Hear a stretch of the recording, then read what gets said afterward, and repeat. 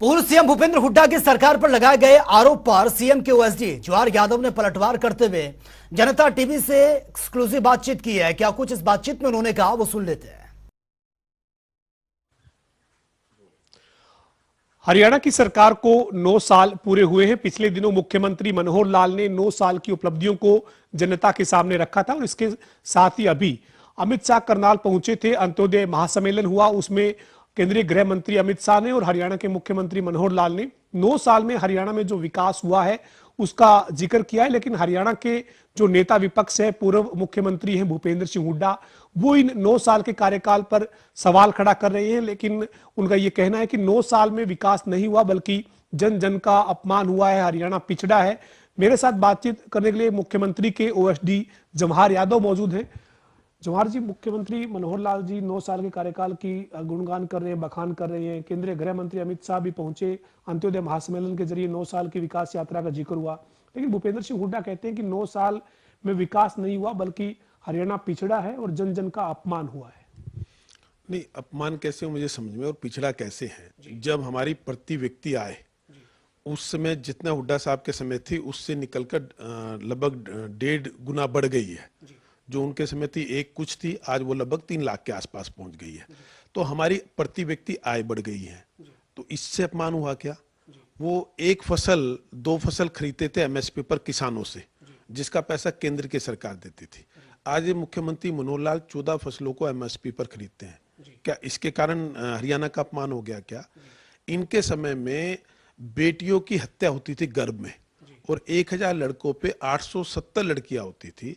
आज वो रेशो 920, 925, 927 तक छू गया है। हमने लगभग अभी तक, जब तक मनोहर जी की सरकार आई है, कांग्रेस की अगर सरकार रहती तो लगभग 22-23 हजार बच्चियों को अभी तक कोख में मारा जा चुका होता, उसको मरने से बचाया है बेटियों को। इसलिए क्या हरियाणा का अपमान हुआ है? पहले पॉलिटिकल नेताओं के और पैसे देने वाले या ब्यूरोक्रेट्स के बच्चे नौकरियों में जाते थे।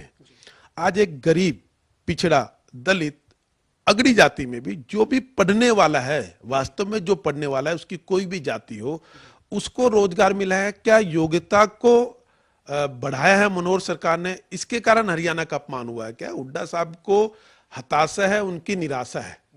उनके साथ है, उनको तो एक ऐसा बच्चा मिल गया जिसको आलू में और घिया में अंतर नहीं पता, वो उसको कैसे स्टैब्लिश करेंगे?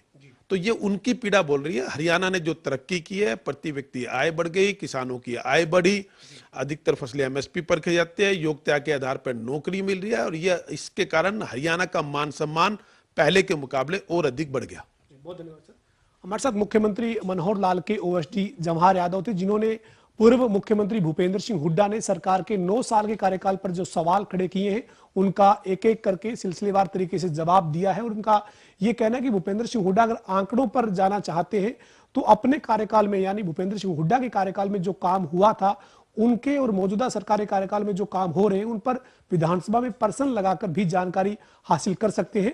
लेकिन पूरे मामले में तथ्यों के साथ सरकार उनको जवाब देगी। इसके अलावा जवाहर यादव ने यह साफ तौर पर कहा है कि भूपेंद्र सिंह हुड्डा ने 4 उप मुख्यमंत्री बनाने वाला जो बयान दिया था, उस बयान के जरिए उन्होंने प्रदेश के 80% जो समाज के लोग हैं उनका अपमान किया था और लोगों की प्रतिक्रिया के बाद उनको अपना बयान वापस लेना पड़ा था, उन्हें अपने उस बयान से पीछे हटना पड़ा था। वीडियो जर्नलिस्ट विजेंद्र सिंह के साथ पवन सिंह, जनता टीवी, चंडीगढ़।